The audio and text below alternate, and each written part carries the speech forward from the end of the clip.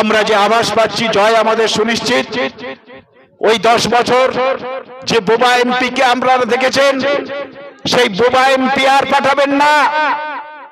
আপনারা দেখেছেন পশ্চিমবঙ্গ বিধানসভায় 294 জনের মধ্যে একা নওশাদ সিদ্দিকী মুখ্যমন্ত্রী রাতের ঘুম কেড়ে নিয়েছেন। তাকে বিনা দোষে 42 দিন জেলে আটকে রাখা হয়েছিল। ওই সময় তাকে প্রস্তাব দেওয়া হয়েছিল, প্রলোভন দেখানো হয়েছিল যে মুখ্যমন্ত্রী দপ্তর আর স্বরাষ্ট্র দপ্তর বাদ দিয়ে আপনি যে কোনো দপ্তর নিয়ে আমাদের সঙ্গে আপোষ রফা করে নিন। নওশাদ সিদ্দিকী পত্রপাঠ প্রত্যাখ্যান করে তিনি বলেছিলেন, আমি নেতা মন্ত্রী হওয়ার জন্য রাজনীতিতে আসিনি, আমি এসেছি মানুষের কাজ করতে, মানুষের হকের পাওনা পাইয়ে দিতে। তিনি সে প্রস্তাব সঙ্গে সঙ্গে ঘৃণা ভরে প্রত্যাখ্যান করেছিলেন। তো এখান থেকে আমরা যদি পাঠাতে পারি, আপনারা যদি আমাকে পাঠান, আমি পার্লামেন্টে অন্তত এখানকার সমস্যা নিয়ে পার্লামেন্টের ফ্লোরে আমি আওয়াজ তুলব, চিৎকার করব, ফ্লোর আমি কাঁপিয়ে দেব।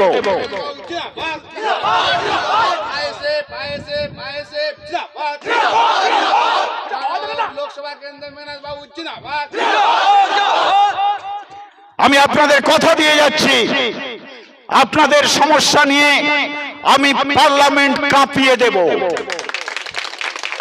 সুতরাং আর আপনাদের সর্বদা আপনাদের পাশে থাকব। আমি সারা জীবন এই অনগ্রসর শ্রেণীর মানুষদের নিয়ে কাজ করে এসেছি, দলিত মুসলিম ঐক্যের পক্ষে কাজ করে এসেছি সারা জীবন। আমাকেও বহু অফার দেওয়া হয়েছে। গত 21-এর বিধানসভার আগে শাসক দল থেকেও আমাকে বড় অফার দিয়ে দেওয়া হয়েছিল, আমি পত্রপাঠ প্রত্যাখ্যান করেছি। বিজেপি থেকেও অফার দেওয়া হয়েছিল, আমি পত্রপাঠ প্রত্যাখ্যান করেছি।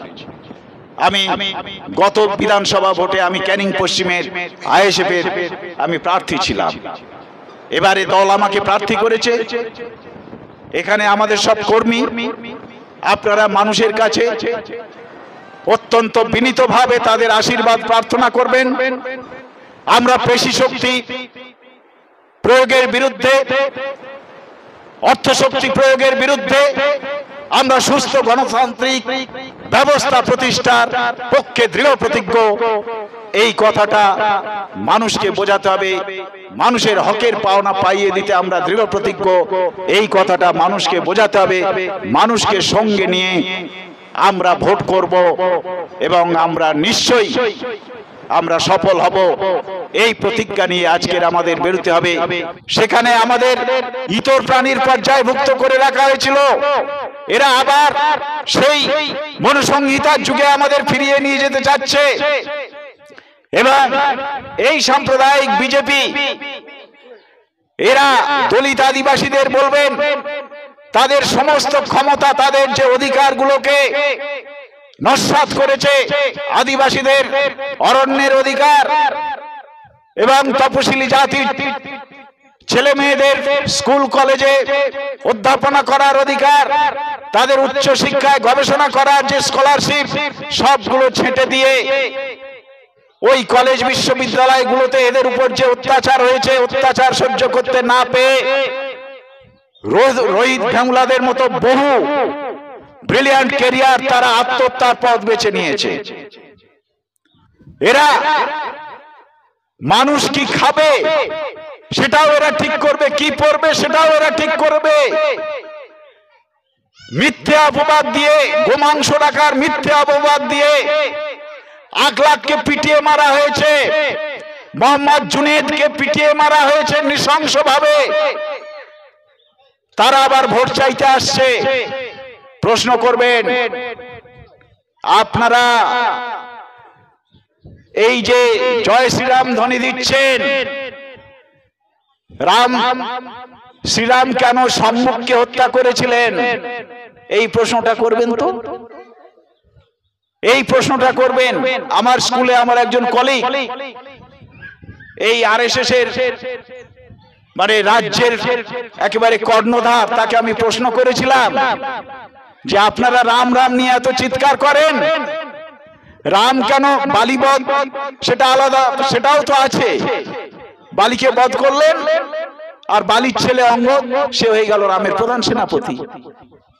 আর তিনি সম্মুখকে কেন হত্যা করলেন?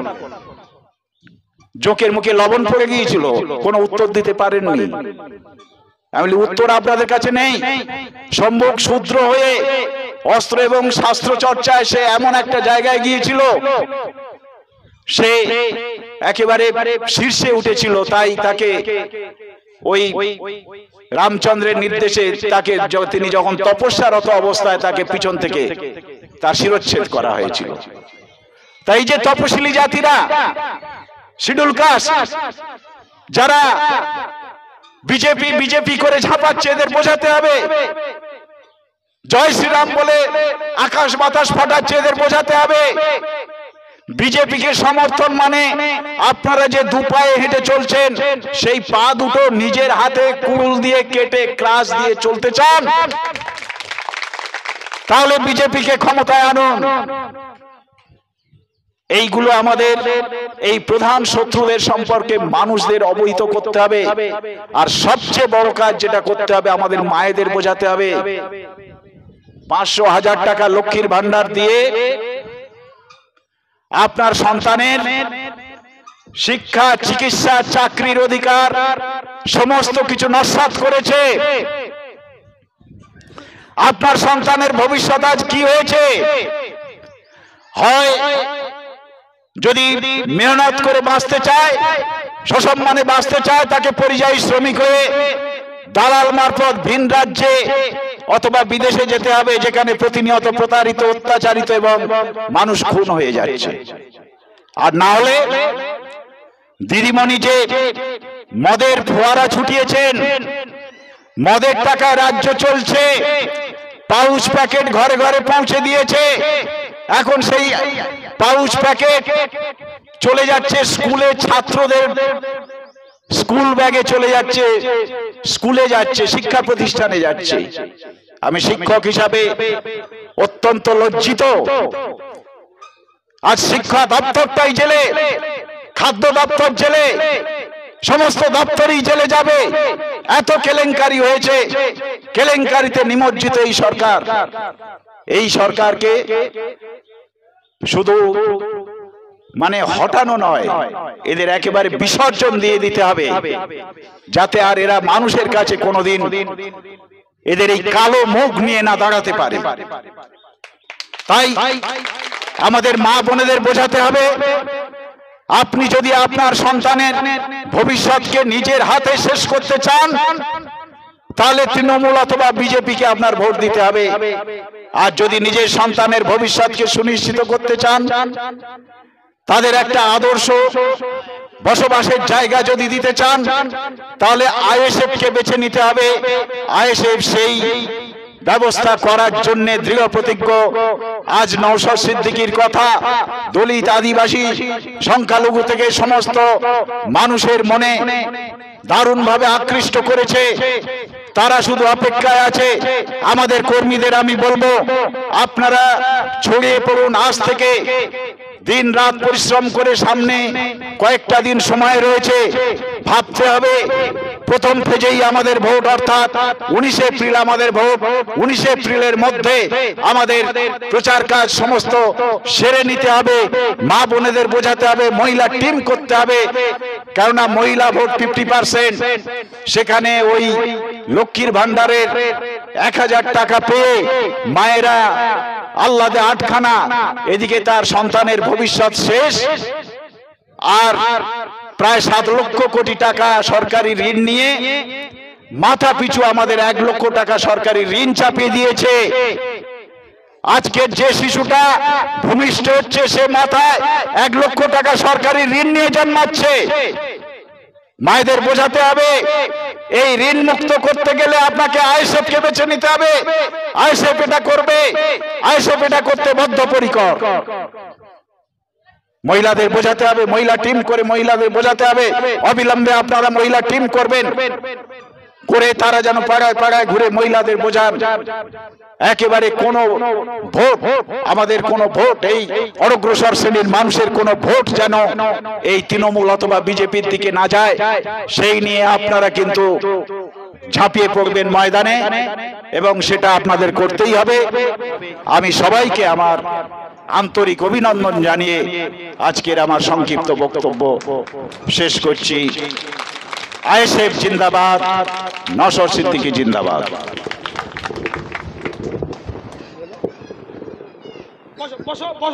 এবার আমাদের সংবর্ধনা সভা শেষ হলে এবার আমাদের র্যালি শুরু হবে। র্যালি শুরু আমরা স্লোগানের মাধ্যমে শুরু করব। ভাই আমরা এখান থেকে খড়ার মোড় পর্যন্ত আমরা র্যালি করব, কেউ বাড়ি যাব না। আমরা যা লোক আছি বজ্রকণ্ঠে আওয়াজ তুলব, তৃণমূলের বিরুদ্ধে আমরা মাঠে ময়দানে পথে ঘাটে হাটে বাজারে সমস্ত জায়গায় গর্জনে লড়াই করব। তার নমুনা স্বরূপ আজকের আমরা এই যে পথসভা করব, আমরা কেউ বাড়ি যাব না এবং তৃণমূলের বুকে কাঁপন ধরিয়ে দেব যে আমরা নওশাদ সিদ্দিকীর নেতৃত্বে ন্যায় লড়াই করার জন্য রাস্তায় আসি, আমরা তৈরি। ওরা যত আঘাত হারুক না কেন আমরা ওদের আঘাতের মোকাবিলা করতে পারবো। তাই আজকের আমরা স্লোগানের মাধ্যমে এই সভা শেষ করে আমরা পথসভার জন্য এখান থেকে খড়ার মোড় পর্যন্ত পথ র্যালির জন্য রেডি হব।